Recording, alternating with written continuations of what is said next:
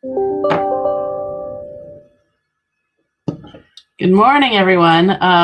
Those of you, I'm sure on the West Coast, it's a little earlier than those of us in Eastern time, but we're glad you're all here today. We're excited for today's call. It's really a chance for us to further our connections with a lot of our colleagues in the Irish government, and I think we can really just enhance those connections that we have. For those of you who don't know me, it's on the bottom there, Alison Leroy from the Dublin Irish Festival, which is in Dublin, Ohio. And we're just a suburb of Columbus. So if everybody could, when you get a chance, add your name and your festival into the comment sections, and then we'll know who's watching with us today. So the AICF, which is the Association of Irish and Celtic Festivals, has been around probably loosely based for more than 20 years. We've been holding conferences, and those have been in the US. We've gone to Canada, Scotland, and of course, Ireland. And this year, we really took the time. I think COVID was on our side this year. We took the time to get more formalized, and our board has been meeting monthly. And although we couldn't meet in Galway this year, we were able to have some roundtables online, and we've got some other exciting things coming up soon. So we're hoping next year we'll be back in Galway so we can celebrate together. The organizations, we probably have more than 50 festivals represented, and of those festivals, some are less than a couple thousand, and some have over 100,000. So that full list is there on the screen now. Today, we are excited to welcome Daniel Mulhall, Ireland's ambassador to the U.S. since 2017. His previous ambassadorial positions were in Kuala Lumpur, Berlin, and more recently London, with other diplomatic assignments in New Delhi, Vienna, Brussels, and Edinburgh. He was born and brought up in Waterford City, and he studied history and literature at the University of Cork College. He's been awarded honorary doctorates by the University of Liverpool and Chatham University in Pittsburgh. We have some Pittsburgh people on the call here, so they'll be excited to hear that. And he's received the Freedom of the Cities in London and Waterford. He has lectured and published widely on Irish history and literature, honorary president of the Yeats Society in Sligo. He is devoted to Irish literature, and for more than 6 years now, he has tweeted a verse of Irish poetry each and every day. He is married to Greta and has a daughter, Tara, and a son, Jason. Ambassador Mulhall, you are so very welcome with us today. Thank you very much. It's really a pleasure to be here and to talk to representatives of so many festivals. I didn't realize it was 50 plus, but that's very impressive indeed. I intended that this summer would be my my festival summer. I had plans to do a little bit of a mini tour of the Irish festivals around the United States. And unfortunately, like a lot of other things, my best laid plans and those of millions and millions of others around the world were stymied by the coronavirus. But anyway, it's good to be here on this call and to have a chance to engage with the festivals virtually in the way that I wasn't able to do face to face during the summer. So it has been for the last 3 years of my tenure here. It has been my enormous pleasure to travel around the United States and to experience the connection, the deep connection that so many people in this country feel with Ireland, and in particular with Irish culture. And if you look back 120 years to the turn of the century and the advent and the backdrop to Irish independence, you will see that the Gaelic League, literary revival, and the GAA all played a role in sort of preparing the ground for what became our independence struggle following 1916. And many of the people who were active in the struggle for independence were people who had a cultural background. 5 of the 8 signatories of the proclamation in 1916 had published work of some kind, poetry, prose, or plays.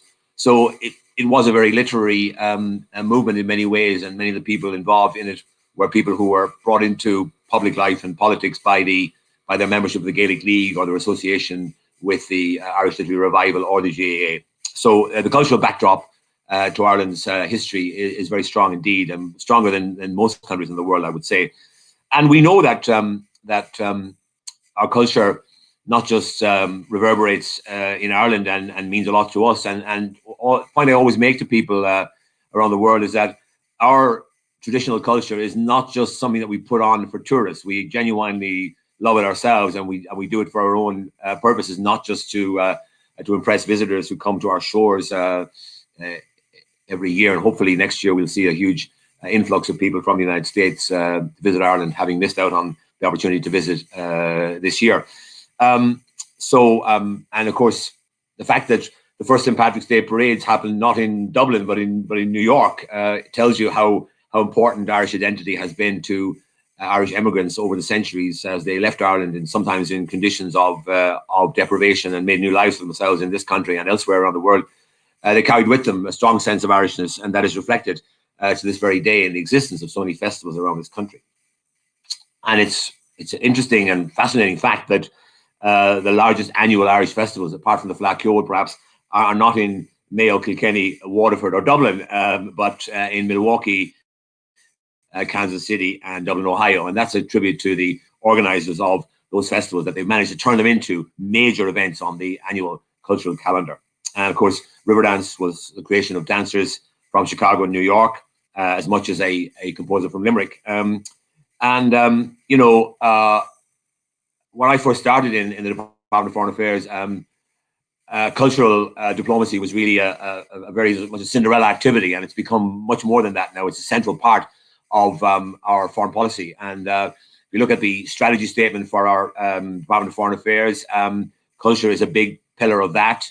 If you look at the strategy that we developed last year for the United States and Canada, culture is one of the 4 pillars of that strategy. And indeed, the recent diaspora strategy published last month has the same focus on culture. And that is fitting, because we recognize, and I have seen myself, evidence of my own eyes, I've seen just how widely spread an appreciation of Irish culture is in the United States, and how many wonderful groups of dancers, singers, musicians I've met all over this country, some of whom don't even have a particular Irish heritage, but are simply drawn to our culture by its genuine appeal. We recognizing how important the cultural strand in our work is, our consulates and the embassy all over the United States are committed to engaging with and supporting Irish art centres and festivals like the ones that you all run. Christine Zisk and her small but brilliant team at Culture Ireland, who many of you know well, provide considerable support for your festivals by enabling artists from Ireland to perform, and by setting up showcases in conjunction with other Irish partners, including, of course, our friends in Tourism Ireland, who are very, very much conscious of the fact that Irish culture is one of the big drawing cards that bring people to Ireland as visitors, and bring them back again and again, because the cultural experience is one that people want to replicate. You see something one time, that's okay, but culture is something that you want to experience on a regular basis, and that's why we get so many people who come to Ireland year after year, because they appreciate what we have to offer in terms of the vibrancy of Irish culture. Through my own department, Department of Foreign Affairs, Immigrant Support Programme, about which Jim Hennessy, a colleague in Dublin, will speak further soon, the embassy and the consulates are delighted to be able to provide direct funding to several of your festivals and to many more of your sister cultural centres. I know that our consuls general make a point of providing in-kind support by joining you whenever they can, and in recent years, often setting up pop-up consulates. Eugene Downs, our culture unit director, will speak a little on that subject as well, and we'll look forward to how we plan to support your work in the years ahead. I personally am looking forward, having missed out this year on visiting the festivals, I'm looking forward to doing a mini tour of the festivals next year, and taking in as many of the major festivals as I possibly can during the summer. I hope and expect and that you will be able to have your festivals. Obviously, you'll have to bear in mind the situation that as it pertains in terms of public health at that time. But I certainly think we all have to focus on next summer being some kind of a normal summer, and therefore the possibility of the festivals being held in person. And I'm happy, by the way. I have a little history or story of Irish literature which I developed when I was in Germany, and I did it there a number of times at various venues in Germany. I have that somewhere in my files. I'm happy to reprise that if any of you have talk stages at your festivals. These are difficult times for all of us. Obviously, the embassy and the consulates have had to work remotely for the last, or largely remotely for the last 8 months, and we continue to do so, bearing in mind the public health considerations that must be paramount in our minds. But I recognise that few sectors have been affected more seriously than the pandemic, by the pandemic than the arts sector. Bringing together Christine, Eugene, Jim, and myself, we wanted to affirm to all of you how much we value the festivals you run and the work you do in advancing Irish culture. The fact that you can bring 100,000 people in some cases into a venue to enjoy Irish culture is something that none of us will ever undervalue. We all appreciate it hugely, and it wouldn't be possible but for the efforts of the organisers of these festivals. We want to talk through the challenging situation in which we find ourselves with this pandemic and the significant opportunities ahead, looking to when you reopen. And of course, also we want to look forward to 2022, where we'll have two major centenaries: centenary of the Irish state, founded in 1922, and the centenary of the publication of James Joyce's Ulysses. I've been posting a blog on the MSC website on Ulysses for the last year and a half or so, in order to help people understand the book or help them to approach the book if they're reading it for the first time or returning to it in conjunction with the upcoming centenary. So I look forward to working with you on programs that you may be able to organize in 2022 to mark those two very important centenaries. And we want to understand how best we can support you and the work you do. In my first year as ambassador, I had the privilege of nominating Ed Ward, the founding director of the Milwaukee Irish Festival, to be acknowledged with a Presidential Distinguished Service Award. It was a hugely deserved award, and I had absolutely no hesitation. It was one of the first people that I put forward for the award, and I'm very glad I did. Ed was a dreamer who made dreams a reality. In developing the Milwaukee Irish Fest, he not only celebrated Irish culture, but also he did a huge amount for Ireland and for Irish America. I know that he and his family and the team in Milwaukee were instrumental in establishing this network, with being able to sharing their experience and coordinating across what has become a major festival circuit. I'm so glad that Mike Mitchell is here with us on this call, alongside Alison Leroy from Dublin, Ohio, and Kelly O'Neill Wenzel from Kansas City. And Kansas City, I have to confess, is a place that has a special place in my heart, because I spent the summer of 1974, my first time outside of Ireland, living and working in Kansas City during a summer work program, a J1 visa program, which I was delighted to be part of, which gave me my first taste of America, which means I still follow the Chiefs and the Royals, having seen those two teams first back in 1974 during my time in Kansas City. So Ed Ward was an innovator and an adapter, and I want to say this morning that you would have been proud of how so many of your festivals have adapted to the times we're in, with many of you bringing programs online for the first time and doing an outstanding job of it. So the pandemic has had a huge impact on the arts in Ireland and here in the United States. Christine and Eugene will speak to how Irish artists and cultural institutions have been impacted by the pandemic and how they and our state have responded in turn. We expect to be working almost entirely in the digital space through St. Patrick's Day. I have my own hopeful target. I think we have to have some kind of horizon in which we target a return to normal life, or some form of normal life. I've targeted Bloomsday of next year, the middle of June, as what I hope will be our first, significant public event at the embassy. Now, of course, I would only do that if I assess that it is safe to do so, and that will depend, of course, entirely on the public health considerations and on the state of the virus at that time in the United States. I genuinely welcome the fact that the association will come together this Christmas and will host its first joint concert. We're proud to be sponsoring that at the embassy. I think it's a wonderful way of celebrating Christmas. And I genuinely hope that we will be able to meet in person for the festivals next summer. And then by 2022, when we mark the centenary of our state's founding and celebrate the centenary of Ulysses, I know that we'll be able to do that together, and I hope that we will have ambitious programs worked out in order to enable us to do so. So my final word, my summary point is that you have supported us.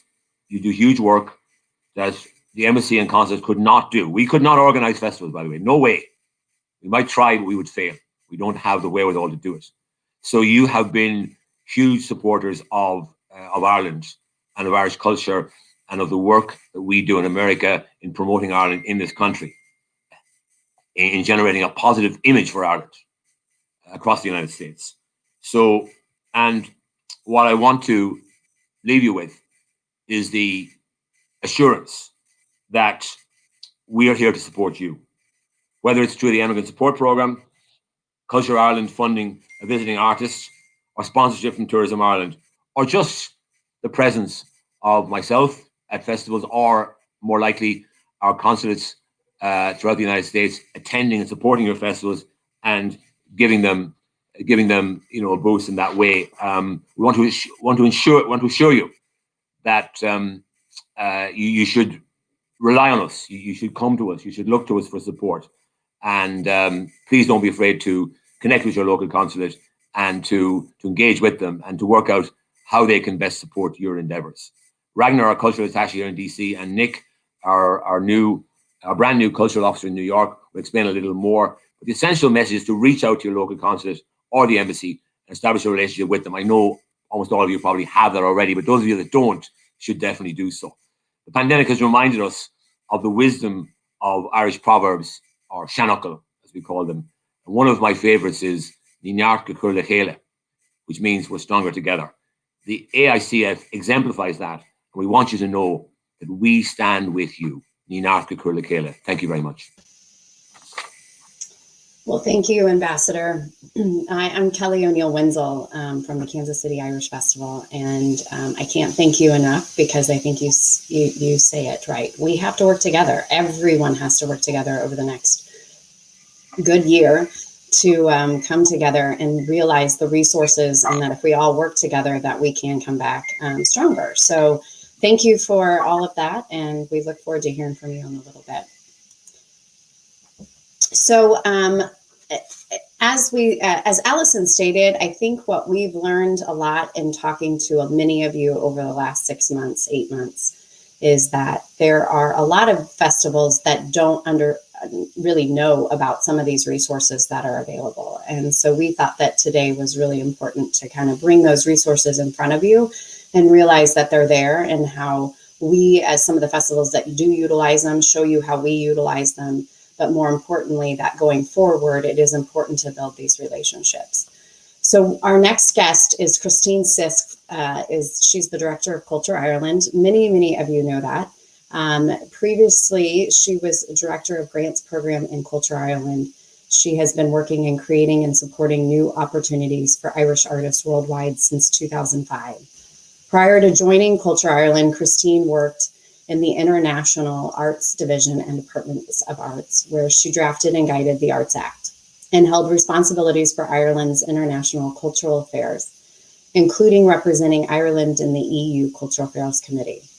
Christine chaired the National Committee on Percent for Art and oversaw national implementation of the scheme. Christine holds an MA in Art History from University College Dublin and a diploma in History of European Painting from Trinity College in Dublin. Christine has been a huge part of the Kansas City Irish Fest family. We've worked with Christine over the years. Mainly, I call Christine whenever I want to know who is next up and we need to support. Christine and I have bumped into each other in various parts of the country, but mainly because she is so aligned with so many different organizations like AICF, from Folk Alliance to Canada to Scotland. She's showcasing artists all the time. Most of what Christine does, as you most know, is support those artists that we present on our stages. So with that, I would like to bring in Christine. I gotta find her, hold on.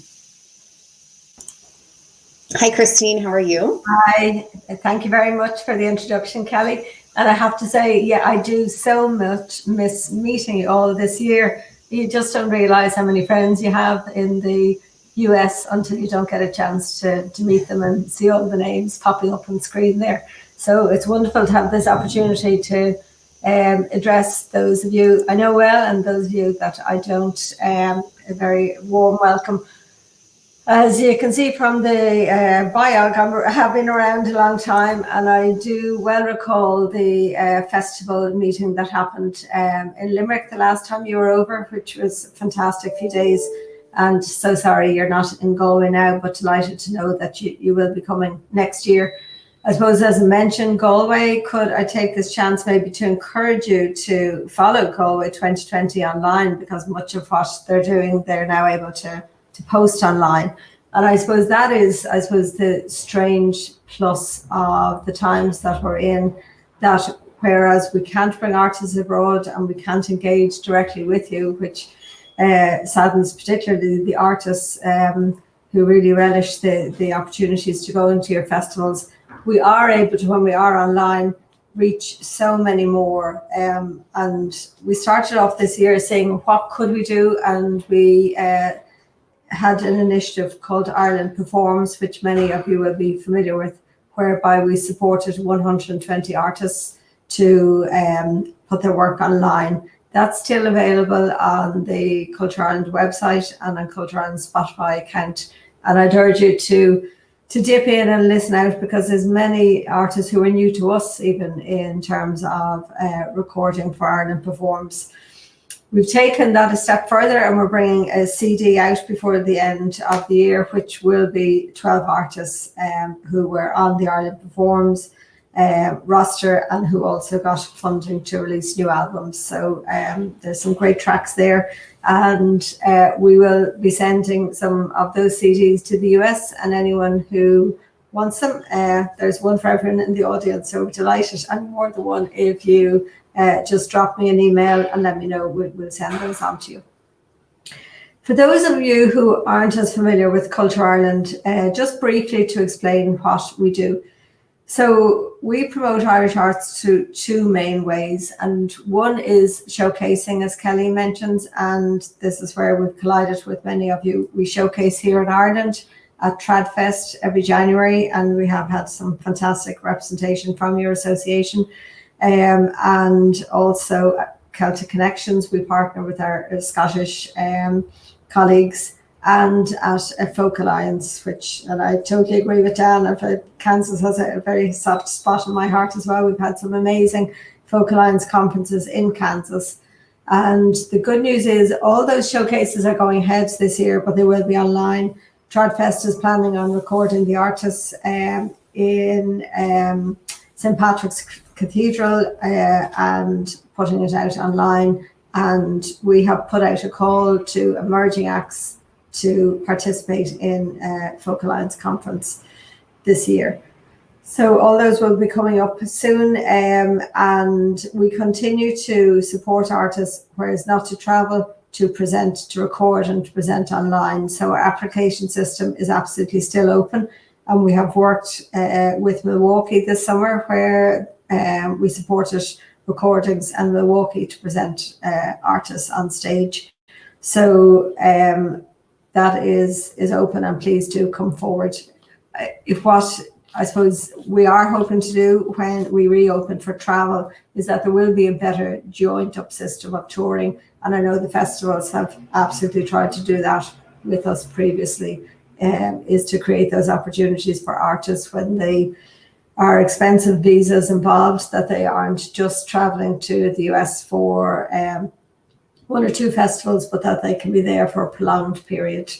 And indeed, I suppose lockdown and the start of the pandemic in March will always be associated in my mind with all the bands who had to return home from the US who were planning to be there for St. Patrick's Festival, and many of you are hosting them. So thank you for that.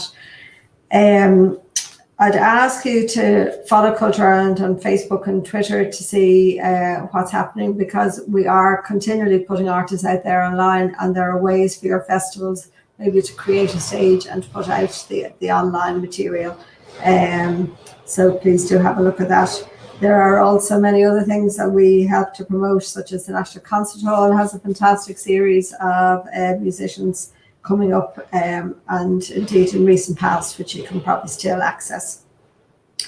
I'll just leave you on, I suppose, two notes. I suppose St. Patrick's Day, I know I hear the ambassador saying that he has Bloomsday in his head, and I suppose St. Patrick's Day is very much still in our minds of that key opportunity for Irish artists in the US, and that hopefully that we may be able to work with yourselves and some new idea of making a platform and being able to present some of Ireland's finest artists on a US stage that everybody could share together. So that's an idea I'd like to put out there, and maybe the association could think of how we could work with you to make that happen. And finally, just something to really look forward to. We supported Tradfest to make a film of emerging artists in the most stunning locations in Ireland. It's being screened on RTE, our national television, over Christmas, and then PBS have bought the rights, and it will be available in the US in March. And I think I've been around too long to be completely wowed off my feet by things instantly, but this is absolutely one of those things that I just thought was totally stunning and unlike anything I'd seen before. So it's a treat to look forward to, and we'll keep in touch with you when that's going to be available your way. So you know where we are. Please do get in touch by email, and I say follow us on social media to see what's happening. Is probably the best way of keeping in touch at the moment. But delighted to hear from any of you all the time, and thank you so much for this opportunity and for all you do creating opportunities for Irish artists. It's deeply appreciated. Well, thank you, Christine. It has always been a pleasure to work with Christine, and she is very supportive of all of the festivals. And so I encourage you to develop a relationship with Christine, because it will help you as you go forward with putting on your productions. I want to say, my name is Mike Mitchell. I'm the Executive Director of Celtic MKE, home of Milwaukee Irish Fest. And I say good early morning to you because I want to thank all of you for joining us this early. We did not want to interrupt your normal daily routine, and we saw starting early would help address that. So thank you. And to get you to participate, one of the things that I need to ask you to do is, if you have any questions for any of the presenters, please put your question in on the comment section. It's being monitored right now, and at the conclusion, we will go through some of the questions and see what we can try to answer for all of you. It is my pleasure to be able to introduce Eugene Downs. Eugene took up the new role of Cultural Director of the Irish Department of Foreign Affairs in 2019, having previously served as the Artistic and Executive Director of Kilkenny Arts Festival from 2013 to 2018, the CEO of Cultural Ireland from 2007 through 2012, and a cultural advisor to the DFA and the Office of the President in Ireland from 2000 to 2007.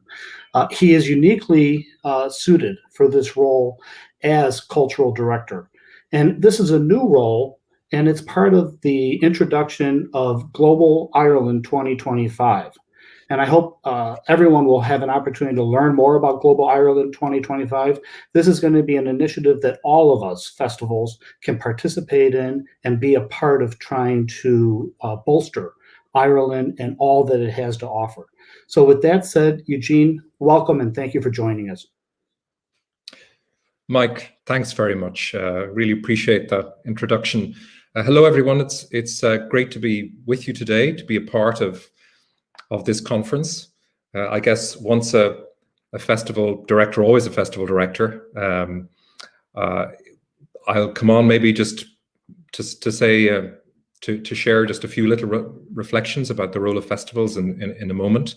I think a gathering of those of you who create festivals and make them and put them on is a special gathering and also at an unusual time. Perhaps first, though, just a very brief word of introduction about our new unit in the Department of Foreign Affairs in Dublin. Unlike our embassy and our consulates across the United States, unlike Culture Ireland, we're not really a public-facing unit. We work mostly behind the scenes, coordinating across our headquarters and across our missions right across the world to guide and shape and coordinate Irish cultural diplomacy and the cultural dimension of Irish foreign policy, and how cultural projects and initiatives and creative expression of all kinds in different parts of the world can throw light on different foreign policy challenges we face, and actually speak to each other, across oceans, across continents, and sometimes very unusual points of light, many thousands of miles away, can actually help us learn or unfold a particular theme, a particular challenge, climate action, for example, or the challenges of diversity in representation. So these urgent issues of our time are ones that across our global network we're all grappling with, and working with our partners in government like Christine and her team at Culture Ireland, or Jim, whom you'll be hearing from in our Irish Abroad unit, who also operates a grant program. I should say our culture unit does not have a grant program, but there are many really great programs across the Irish government system. And again, you've been hearing about some of them today. I just wanted to take a couple of minutes, maybe just to reflect on how important festivals are. And I'm conscious that you're gathering here from many festivals between the coasts, some from blue states, so-called, some from red states, certainly in many communities that I guess would be very politically diverse, culturally diverse. And we're in a time on both sides of the Atlantic, I guess, of great contention in the public realm, when ideas are at issue, when values and worldviews are often in dispute, and that unique role that festivals can play in creating a moment when citizens, when people can step outside their normal space. Festivals, you offer your communities experiences which are beyond the normal, which actually can create a shared space when creative experience can be shared and can lead to dialogues on ideas that otherwise might not be possible, where citizens can gather in a way and in a context that actually empowers those dialogues, empowers a kind of honest, very open sharing of ideas, of perspectives, often through artistic expression, but also in the discussions that happen around that. When you think back to the creation of the idea of a festival, some 2,500 years ago, I guess, on the slopes of the Acropolis in Athens, those first festivals of the Greater Dionysia, when the citizens of Athens created both a physical space of the theatre on the slopes of that mountain, but also they created a moment in time each year when the actors, the musicians, the dancers in that city-state could make new work, share it with the citizens. And most importantly, for the citizens of Athens, it was actually a moment when they could take on the biggest issues that faced them. Sometimes it was through a metaphor of an old mythic story. It was a narrative that maybe was well known to everyone, but the way that story was told anew by Aeschylus, by Sophocles, by Euripides, by those actors, by those performers, the way those narratives could be used to actually unfold and face and confront and talk through the most pressing issues of their day, often the most pressing political issues, existentially important issues about the survival of their democracy, the survival of their city-state. So 2,500 years later, perhaps the role of festivals has never been more important, to be able to create that moment, that shared experience, that shared space, where citizens with very different political perspectives, very different cultural perspectives can actually come together, and through art, through creative expression, through those narratives can actually have those debates in a way that can enlarge the circle of trust, enlarge the circle of understanding, and actually help create that social, that underlying social and civic resilience and sustainability. And that actually helps to protect and grow and sustain democracy. Say, this is a challenge on both sides of the Atlantic, but I'm really conscious that the role you're playing in your festivals and that unique challenge in the public space and the unique ecology that you are painstakingly growing and protecting. Look, we all know just how challenging, even in a normal year, that the business of a festival is, the logistics and the production of a festival is, the audience development. And in the time of COVID, those risks and those challenges are multiplied hugely. So you're all walking tightropes, I guess.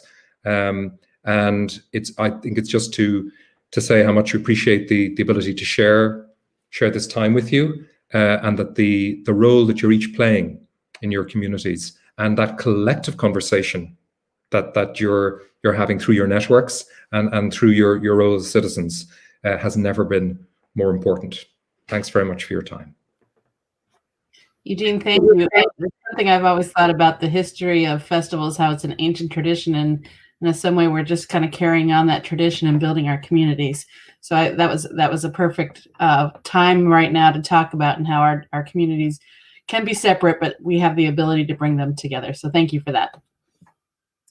Now I have the pleasure of introducing you to Jim Hennessy, who is the Deputy Director of the Irish Abroad Unit in the Department of Foreign Affairs in that other Dublin, not Ohio, where, among other things, he oversees the Immigrant Support Program across USA and Canada, and he was instrumental in preparing the new diaspora strategy, which hopefully some of you heard a couple weeks ago that was launched.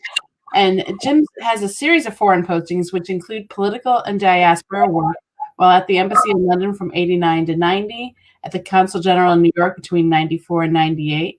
And his son, Dylan, is actually an American citizen. And we welcome Deputy Director Hennessy today. Thank you for being here. Thank you so much, Alison, for that lovely introduction. It's lovely to be with you from Dublin, Ireland. I've always wanted to go to Dublin, Ohio, but I haven't got there yet. But I really hope to do before too much longer. It's wonderful also to be here with Ambassador Mulhall, who I know from my previous postings, his poetry has reached far into Eastern Europe and is read widely, and Twitter is a wonderful medium for that. It's a great pleasure also to have a chance to work with Christine and Culture Ireland and Eugene, whom I know very well from many collaborations, including very recently on Bloomsday, where I was happy to have, I think, with him a world first interpretation of the Molly Bloom soliloquy, and that's still, I think, traveling very well on YouTube because he put together a marvelous piece, A New Day Will Be, which went literally global and was a tremendous success. I'd like to say a good day also to Kelly and all our friends in the United States. As has been said, the Immigrant Support Program is a key part of the Irish government's interest in connecting with our diaspora abroad. As you'll be aware, just a few weeks ago, the Taoiseach Micheál Martin and Minister Colin Brophy launched it digitally. And given the importance of that and the importance of your good selves in the United States, there was a separate digital launch by the ambassador on the 19th of November. Obviously, the Irish government's Immigrant Support Program, or ESP as we call it, it's a real expression of our support for the global Irish. The program, which runs to about $13.5 million, administered by the Irish Abroad Unit in the Department of Foreign Affairs, led by Orla O'Hanrahan. But what's really key is that this is run through our embassies and consulates abroad. So Ambassador Mulhall, Ragnar, and the Consuls General in the States are your points of contact for that. The organizations funded under the ESB cover a wide range of categories: frontline welfare, information advisory services to marginalized members of the community, and very importantly, cultural and heritage projects, which, as you know, strengthen links between Irish communities in the States, across North America, and between your good selves and people at home. And the ESB has also funded strategic capital projects, I should mention as well.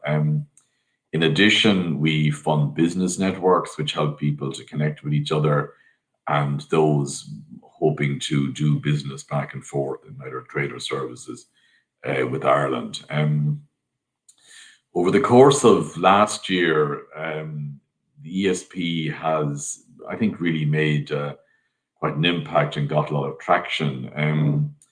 About 460 projects from 300 organizations were funded, and that was quite, I think, quite successful. In the United States, as I said, we work hand in glove with Ambassador Dan Mulhall and Ragnar, who in turn direct the operations of our network of consulates general across the continental United States.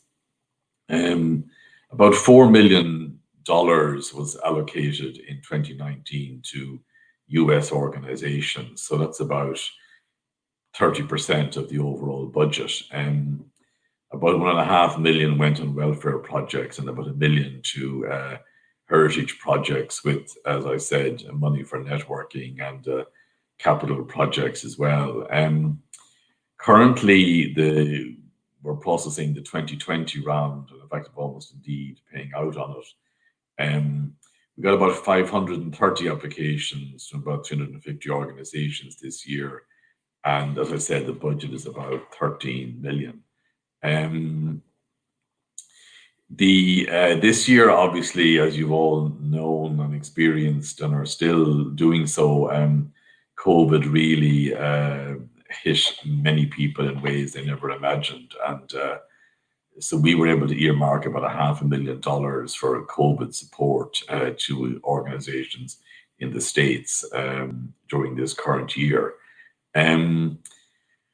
Within the US, obviously, you know, the centers of Irish, the major centers of Irish population, I suppose, would figure most prominently in our funding. But part of the great initiative of today is to sort of broaden ourselves out to areas in maybe the less traditional areas. I mean, you won't be surprised to see that about $1.5 million has gone to New York and about $1 million to organizations in Boston, with about $650 to Chicago and $430 to San Francisco. I have to say that having been in New York from 94 to 98, and by coincidence, my first day in the States, 31st of August, 1994, was the first day of the first IRA ceasefire. And the following 4 years just saw an absolute volcanic increase in corporate Irish American, in particular, in connections back and forth. And I remember one week, and it wasn't that untypical. I think the Plaza Hotel had 3 dinners on the 5 nights, Monday to Friday, each at $1,000 a plate, each with 1,000 patrons for Irish interests. So that mid-90s period was extraordinary, and I remember it vividly ever since. And I must say, I'll never forget the opportunity which I took on one of the 4 years I was there to walk down Fifth Avenue for the St. Patrick's Day Parade. That was an extraordinary experience, and I look forward to doing that again as soon as I can possibly be. Specifically, some of the centres we have worked with would be the Irish Community Services organization in Chicago, the Irish American Heritage Centre there, MKE, and we're delighted to see them here today, are very important partners for us. The Emerald Isle Immigration Centre in New York, and the RIAN and do similar work in Boston are key as our outreach. But it goes also over to San Diego and Midwest. We work with Irish Studies partners in Montana as well, and the Irish Cultural Centre in New England. So there's a great range of partner organizations, and we're always on the lookout for bright ideas and new ideas, and to share best practice across the whole system.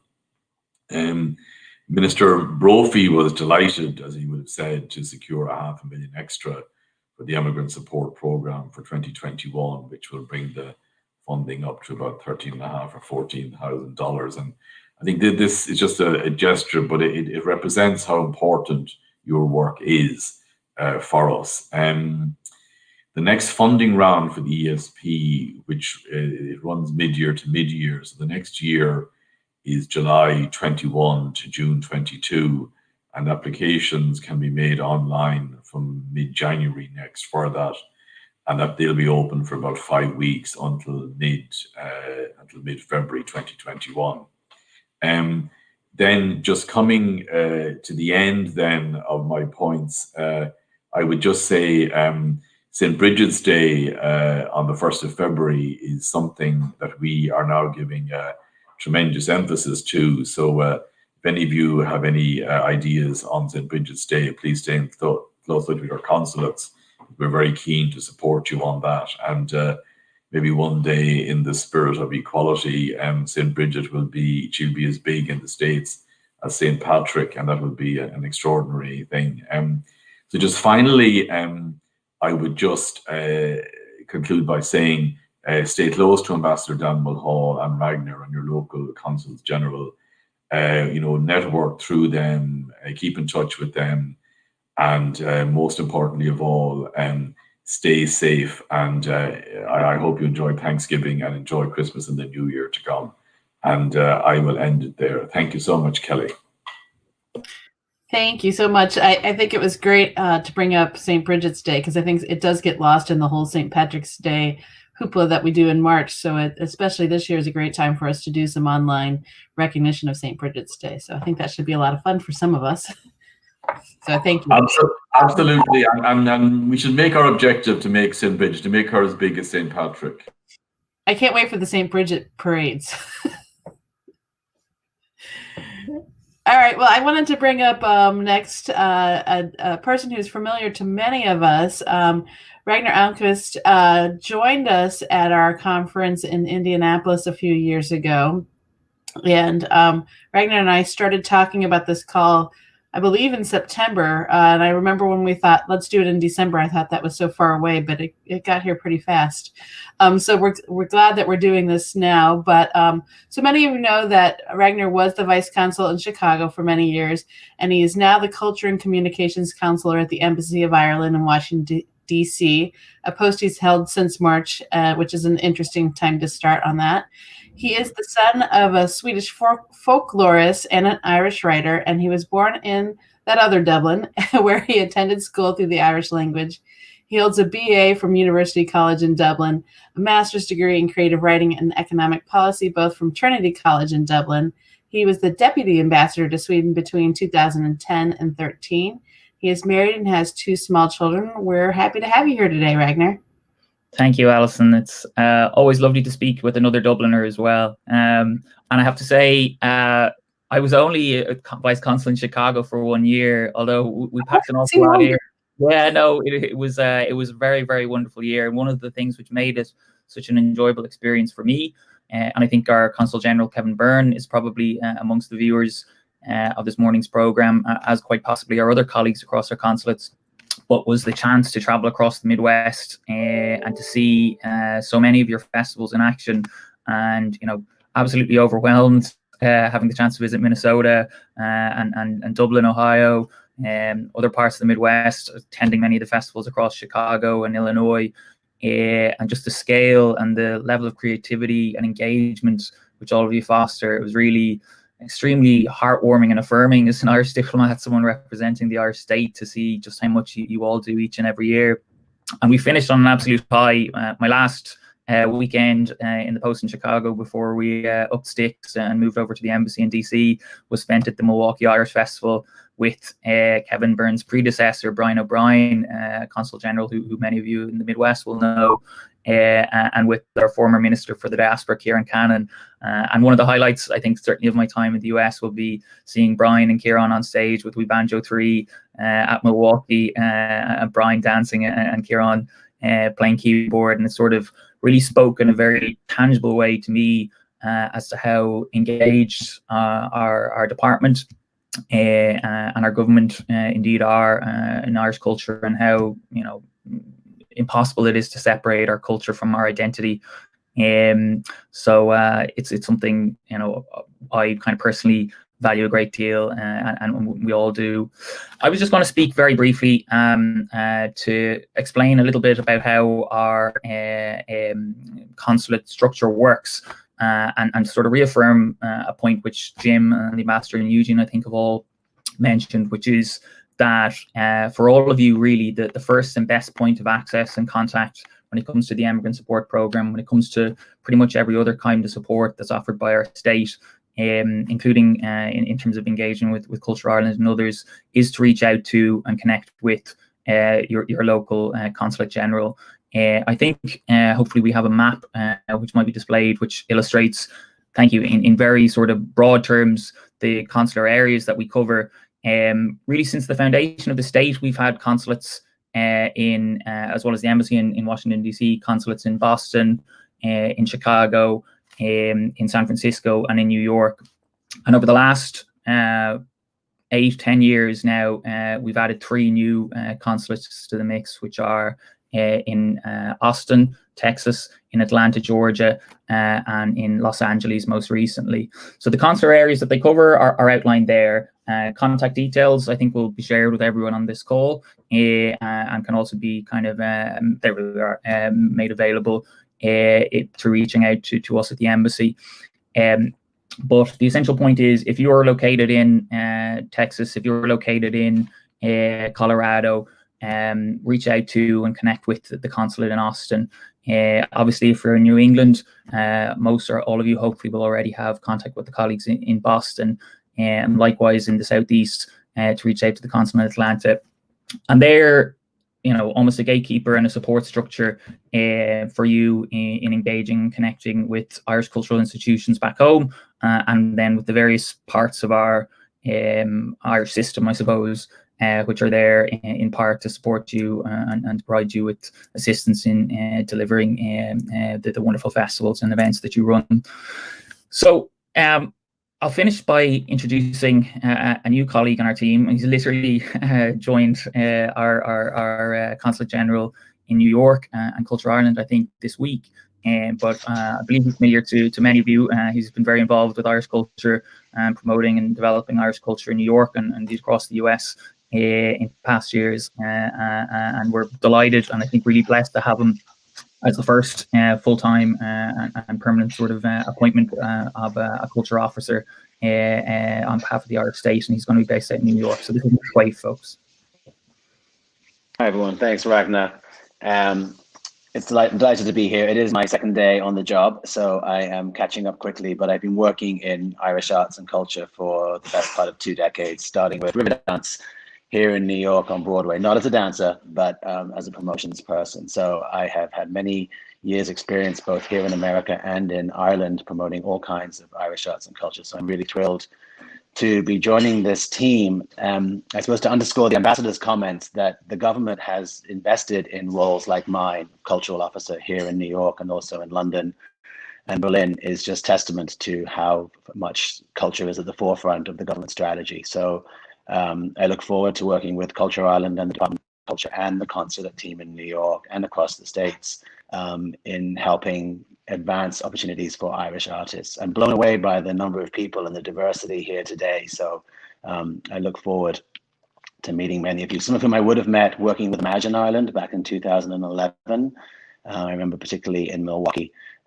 So great to be here, and I look forward to hearing from you and working with you in due course. Great. Thank you both for being here. And I want to bring back Mike and Kelly, and I think they're going to just briefly talk about, how they've worked with their consulates and some other things they've been involved in. Yeah, thanks, Allison. We are in the relationship business when you think about it. We have relationships with our patrons and relationships with our sponsors, but we also have relationships with the government that we are representing, and that being Ireland. And that relationship starts at the consulate. And so, I'm very saddened by the fact that when Kevin Burns started as our consul general, it was after COVID had occurred. And so I have yet to be able to meet him in person, shake his hand, and have lunch with him. And that's the kind of a relationship that I like to have and that I had with Brian O'Brien. I look forward to meeting with Kevin as soon as the opportunity presents itself. Whenever you want to do something, if it's inviting a minister over, if it's applying for a DFA loan, if it's just trying to build relationships, start with your consulate. Have that relationship with them and let them be the introduction to other parts of the government, and it will foster and be more successful than you could ever imagine. Kelly? Yeah, I would just reiterate, once we started kind of figuring out where these relationships landed, once we did, it just changed everything. For Kansas City, we're like that weird little corner of Missouri that we got thrown out down to Austin. And Claire McCarthy, I know that some of the consulates are watching, but it's been wonderful. We have gotten so much support from them in so many different aspects. Some of it's just bringing stuff to our attention. Most she and or her assistants will come and come attend the festival, so we can use them as speaking opportunities. Others, she shows, they really pushed for us for the immigrant support program this last year. So we feel like their help kind of helped push us through to be able to get that this last few years. And so we thank you, Jim, for that. But there has been a lot of different ways we've used them. We've connected them with our Irish Cultural Center that we have, our Irish Center here in Kansas City, and been able to really build that relationship. So for us, it's been wonderful. I can't stress enough that it takes time to build that relationship, to let them know, but most of them really are there for us.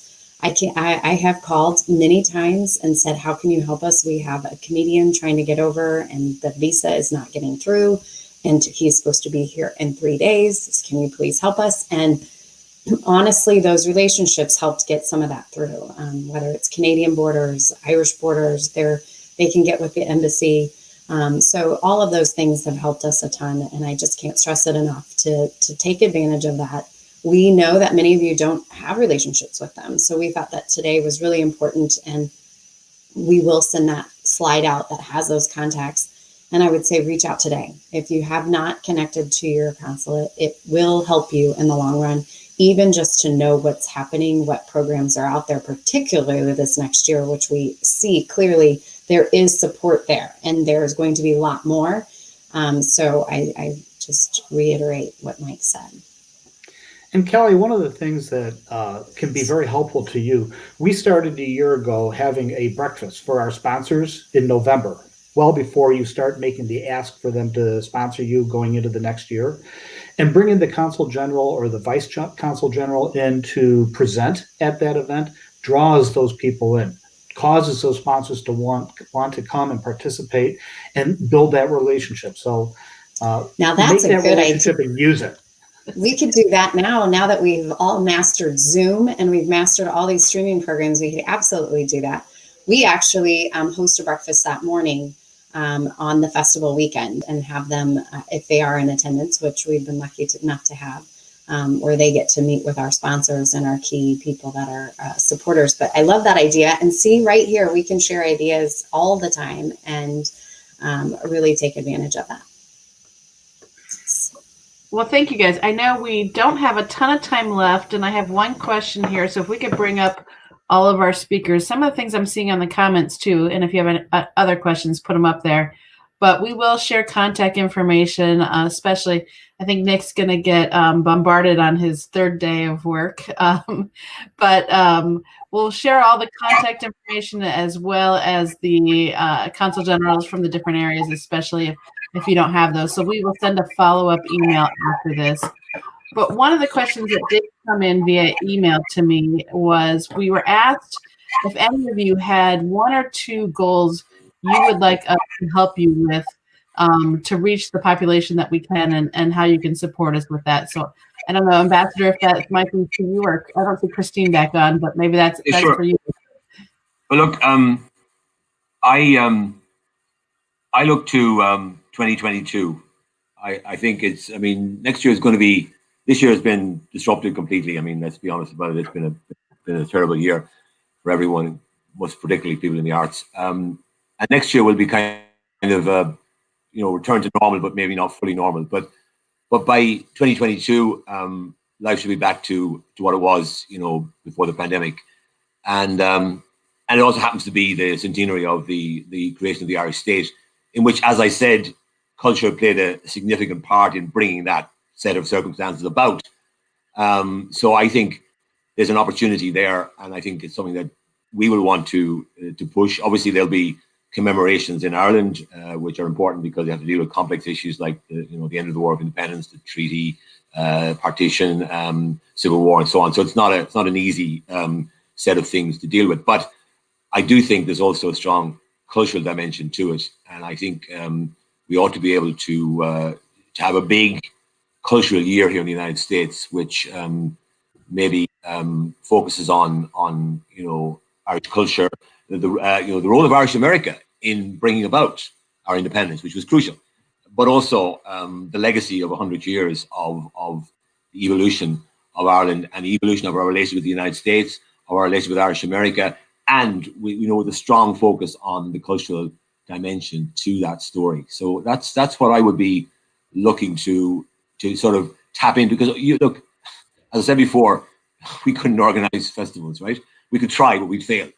But you have the kind of ideas, the energy, the kind of the ethos, which I think would make it more than possible for you to help us to make 2022 a really big year for Ireland and America, both in terms of commemorating the centenary of the state, of the publication of Ulysses, one of the great Irish contributions to world culture, and just generally, getting back to normal and in fact having a bumper year in 2022 for those reasons, and because it'll be the first year of normality, of full normality after the pandemic. So that would be my sort of ask to the cultural festivals around the country to kind of think hard about what you might be able to do in 2022, even if your 2021 program might not be 100% normal, but by 2022 you should be in the business of being able to have a big bang year that year.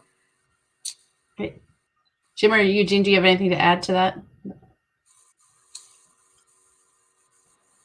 Well, maybe just briefly, it strikes me looking forward, and again, all of you on the call are absolutely in the trenches of this, but with so much still to happen with the pandemic, and clearly some really difficult months to come before a vaccine maybe can be fully rolled out, that the degree of existential threat to the arts and cultural sector across the United States, and the challenge to just keep your organizations alive and make them sustainable for the future, so that they can you can emerge into a post-pandemic environment where there's an ecology that can meet the moment and that is economically sustainable, and that can kind of scale back up. Because as we know, some of the largest performing arts organizations in America are suffering existential challenges and massive losses, and not all will come out the other side. So just to be able to protect your own organizations and keep them going is obviously a massive undertaking and a huge amount of your bandwidth. So, I mean, beyond that, I just very briefly add to what the ambassador said about 2022, that some of you may be aware that our Taoiseach, our Prime Minister, has set up in his department a new shared island unit and a new initiative around the future of the island of Ireland.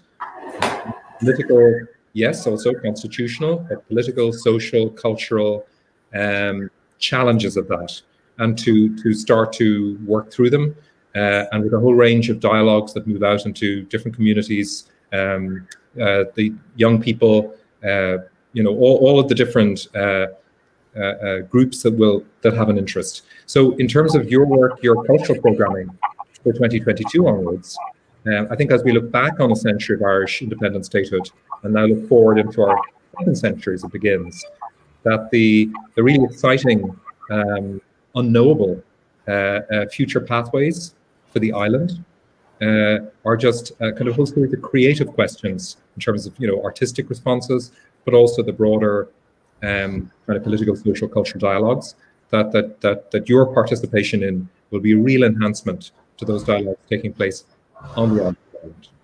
Thanks.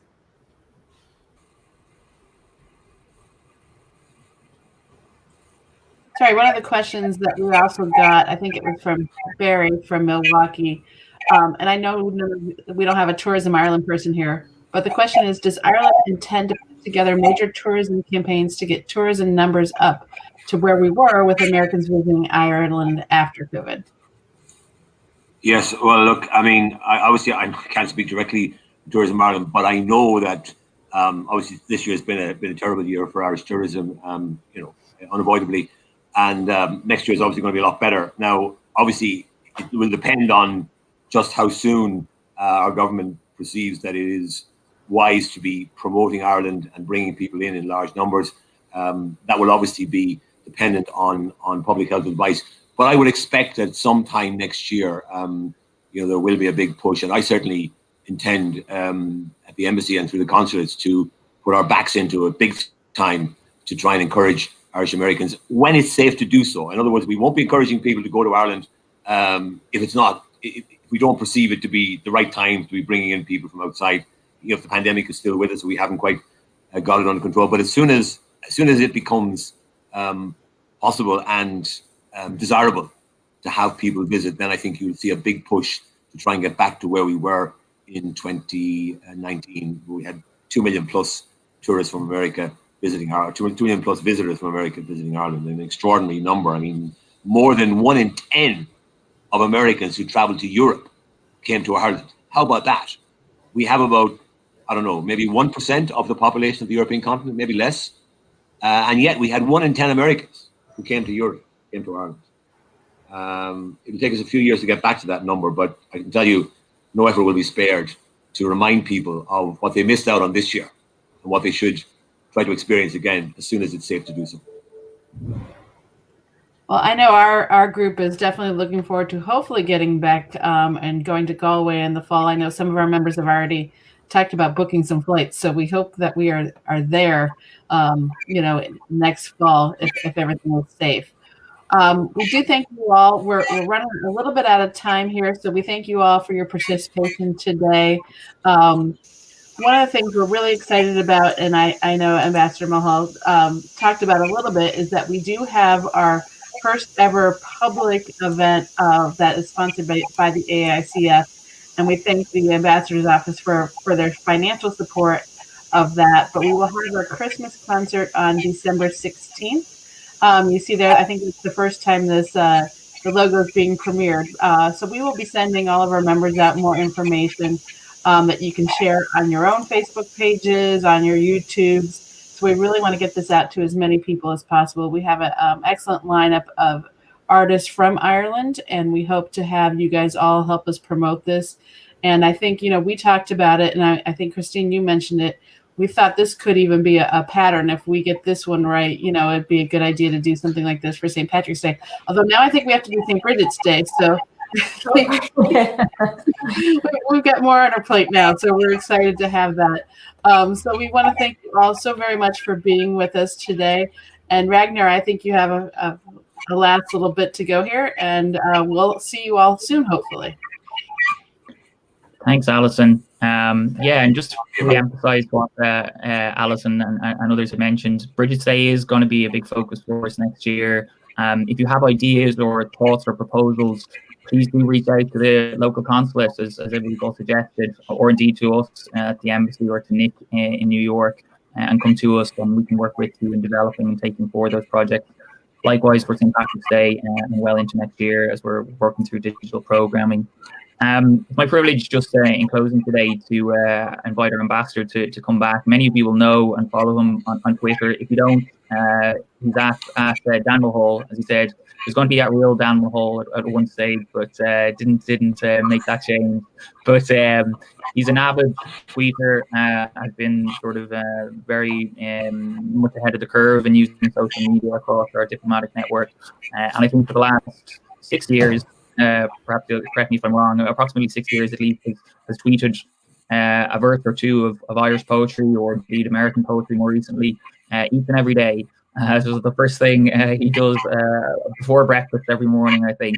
And it's an extremely engaging and very authentic way of reaching out and kind of reaffirming how much value he places on Irish culture. And indeed, I know he's looking forward to engaging in his new office with the President-elect, who's also an avid fan of Irish poetry. So I'll invite the ambassador to say a closing word and finish out the program with the poem. Thank you. Okay, well, look, thank you, Ragnar. Yeah, I've been doing this for 6 years now, and I intend to continue it because I get great responses. I mean, I recently tweeted a reading of Seamus Heaney's Curate Troy, which was seen by 10,500 people. So it shows there is a market out there for poetry. The Twitter is not only the domain of trolls; it's also got a lot of good people who want to access good content, which I think is a message, is a lesson for us all. I just chose this poem for today. It's by Derek Mahon, who died earlier this year. Derek Mahon was a Belfast-born poet, but lived much of his life in Kinsale. And what I love about this poem, it's kind of like, it's almost become the poem of the pandemic because it has an optimistic tone to it. It's resolutely optimistic, and that's what we have to be at this stage in our lives. But it's called Everything is Going to Be All Right. And yes, I hope it will be. Everything is Going to Be All Right by Derek Mahon. How should I not be glad to contemplate the clouds clearing beyond the dormer window and a high tide reflected on the ceiling? There will be dying. There will be dying. But there is no need to go into that. The poems flow from the hand unbidden, and the hidden source is the watchful heart. The sun rises in spite of everything, and the far cities are beautiful and bright. I lie here in a riot of sunlight, watching the day break and the clouds flying. Everything is going to be all right. Thank you.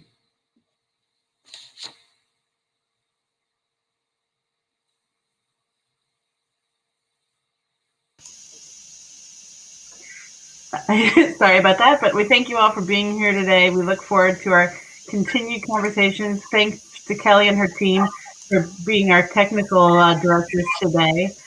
We will send out all contact information to everybody, and we look forward to keeping this going. Thank you so much, Ambassador, and Merry Christmas to everyone. Thank you. Take care. Hope to see you all in person next year.